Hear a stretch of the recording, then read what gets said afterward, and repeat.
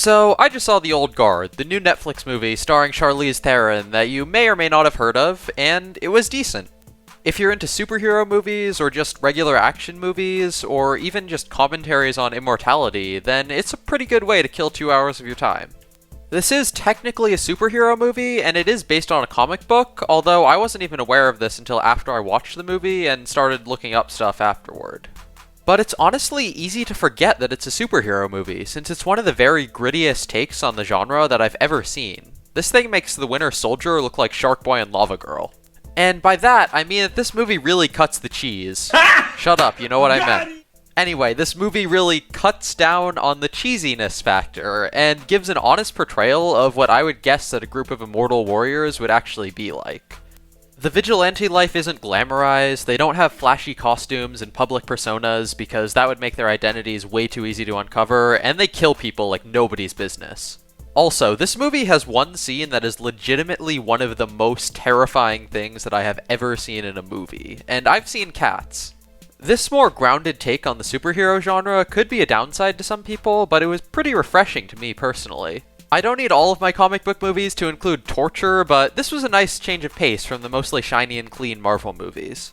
Another major positive that I can give this film is Charlize Theron and her character of Andy. Her performance is spot on, though it's not totally unique in Theron's career. She's basically playing Furiosa again, but that is definitely not a bad thing. And her character is very well-rounded and surprisingly deep, which is impressive, given that she doesn't talk much about herself over the course of the movie, and it's a shining example of showing being better than telling. That said, I did not like her character until around a third of the way through the movie. Before that, she seemed like a cross between a parody of the tough fighter woman archetype and an edgy 14-year-old raised on r/atheism.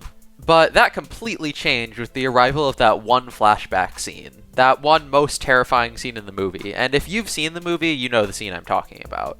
It perfectly explains why she's still traumatized to this day, why she doesn't want anyone to discover her immortality, and why she's so cold toward the new girl.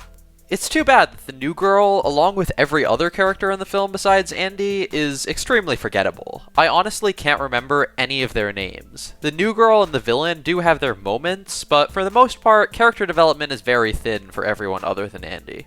Now let's get into the action sequences. They're pretty solid from a choreography perspective, and are set to decent music as well. The problem is that it's pretty difficult to generate tension when all of the characters are literally immortal. There is the threat of being captured, but that's not very credible in the majority of fight scenes.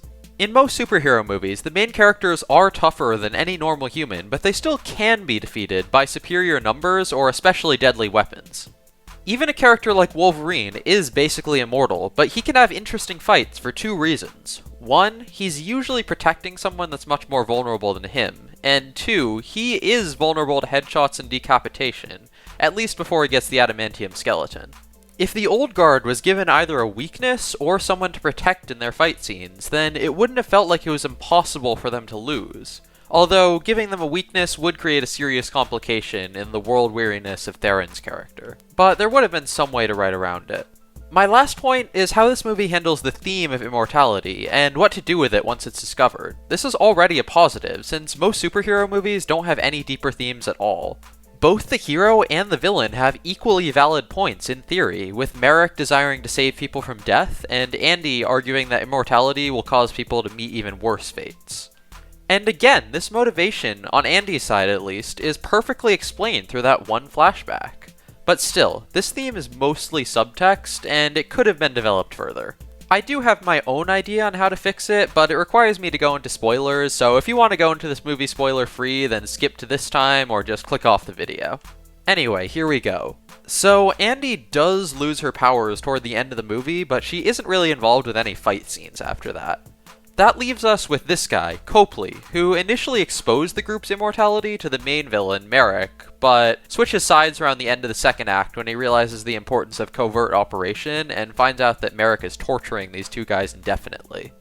If Copley needed to come with the new girl to Merrick's lab while she rescued everyone, maybe to provide a fingerprint to unlock a door or something, then we could have had much more tension in the final action sequences and had a confrontation with Merrick that provides closure to the philosophical argument over whether immortality was bad, maybe with Merrick ultimately revealing his own selfishness.